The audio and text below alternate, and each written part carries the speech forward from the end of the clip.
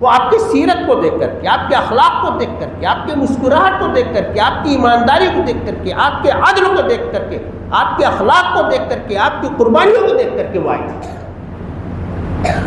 تو یہ اس سنت کی ترجمان ہماری شخصیت ہونی چاہیے، خاص طور سے علماء کرام کی، جو بے حد ضروری ہے اور اولین مطالبہ ہے، پہلا مطالبہ ہے ہمارا۔ جماعت اسلامی یہی چاہتی ہے کہ جب امت کے سربراہ لوگ یہ ہیں، امر بالمعروف نہی عن المنکر کی ذمہ داری ان کی ہے، تو اس ہمہ جہت تصور کو اور بنیادی تصور کو سامنے لے کر کے آئے اور اس پر اپنی دعوت کی بنیاد رکھیں۔ یہ کوئی ناجائز مطالبہ نہیں، اسی بات کی تعلیم ہم کو ہمارے مدارس میں ملی، اسی بات کی تعلیم ہمیں دین دیتا ہے، یہی ہمارے اندر کی طلب بھی، تو پھر ہم کو اس راستے پر شعوری طور پر آنے کی کوشش کرنی چاہیے۔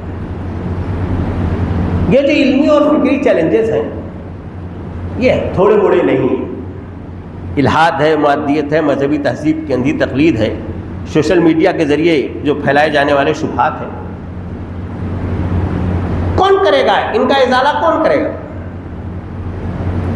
ہم لوگوں کے یہاں مدارس میں بھی عام طور سے عقیدہ تھوڑا موڑا پڑھایا جاتا ہے۔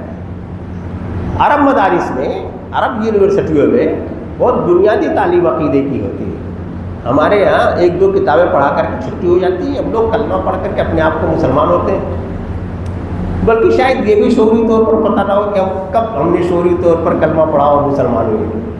بچپن ہی میں ہم نے یاد کر لیا، پڑھتے پڑھاتے آئے، اسی طرح کے مسلمان۔ یہ جو حملہ ہے عقیدے پر، یہ جو الحاد کی بات ہے، یہ ہمارے اسی عقیدے پر حملہ ہے، تشکیک پیدا کرتے ہیں، شبہ پیدا کرتے ہیں۔ وہ بھلا ہو وہ جو ایک مناظرہ ہو گیا جاوید اختر کا اور مولانا اسماعیل صاحب کا، تھوڑا سا ہم لوگوں کا سر اونچا ہو گیا کہ ایک مولوی نے پڑھ کر کے کم سے کم ایک آدمی کو زیر کیا، اس سے بہت سارے لوگ زیر کیے۔ لیکن ایسا ہر عالم دین کو ہونا ہے بھائی، تب ہم الحاد کا مقابلہ کر پائیں گے۔ ہماری تیاری ہونی چاہیے، اتنا مطالعہ ہونا چاہیے۔ کیا ہمارے پاس اس طرح کے مطالعے کا اور اس طرح کے مقابلے کا کوئی نظام ہے؟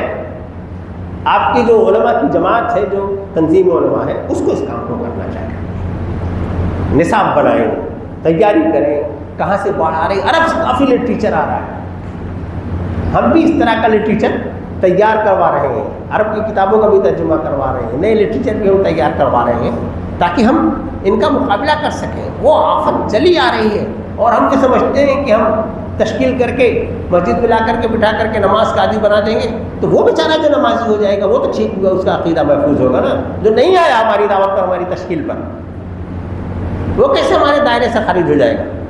کیا اللہ تعالیٰ اس کے بارے میں نہیں پوچھیں گے؟ تو یہ ایک بڑا سوال ہے، بڑا چیلنج ہے جو ہم لوگوں کو کرنے کی ضرورت ہے۔ اللہ کے رسول صلی اللہ علیہ وسلم نے تو اس امت کے امت واحدہ ہونے کے لیے پتہ نہیں کتنی مثالیں دی۔ کا جسد واحد والی مثال حدیث تو بہت مشہور، اور اس امت، یہ امت جتنی پارا پارا ہے، جتنی شکستہ ہے، ہم اپنا ہی حال جانتے ہیں، پتہ نہیں دوسری امتوں کا حال ہم کو معلوم نہیں ان کا کیا حال ہے۔ یہ تو بالکل بھی حدیث کے مطابق نہیں ہے۔ جتنا ہمارے یہاں دوری ہے، آپس میں خلش ہے، بے چینی ہے، نفرت ہے، اللہ کے رسول صلی اللہ علیہ وسلم قرآن مجید نے کیا کہا تھا کہ انما المؤمنون اخوہ۔ اللہ کے رسول صلی اللہ علیہ وسلم نے کیا کیا؟ مواخات کا جو نظام بنایا، خالی وہ ہجرت کے موقع پر ایک مواخات کا نظام نہیں تھا، پوری امت کو جو ایک لڑی میں پرویا، وہ بڑی سنت ہے اللہ کے رسول صلی اللہ علیہ وسلم کی۔ اب ہم لوگوں کے یہاں جو انتشار کی جو کیفیت ہے، اس کو اس لڑی میں پرونے کے لیے تو ہم کو کچھ تو کوشش کرنی چاہیے۔ ابھی مولانا آپ جو بتا رہے تھے اپنے مقاصد میں کہ کم سے کم ہمارے جو مشترک مسائل ہیں ان پر ہم لوگوں کو جوڑیں۔ ہمارے انفرادی مسائل، شخصی مسائل، جماعتی مسائل، علماء کی ترجیحات، فقہی الگ اپنی جگہ پر وہ بحثیں ہوتی رہیں گی۔ جماعت اسلامی شعوری طور پر یہ کوشش کرتی ہے اور علماء کرام سے اس بات کی امید کرتی ہے، ان کو دعوت دیتی ہے کہ اس عمل کو آگے بڑھائیں. تھوڑا ہم کو برداشت کرنا پڑے گا، تھوڑا انگیز کرنا پڑے گا. آپ لوگوں میں زیادہ تر لوگ ندوی صاحبان ہیں، تو برداشت تو آپ کے خمیر میں ہے. تو اس کو ہم کو اس طرف آگے بڑھنا پڑے گا کہ تھوڑی سی قربانی دے کر کے اخوت کا، مودت کا ماحول بنائیں. ایک امت کا جو تصور ہے اس تصور کو ہم اوپر لے کر کے آئیں. میں نے تھوڑا اشارہ کیا تھا نوجوانوں کی رہنمائی کے تعلق سے.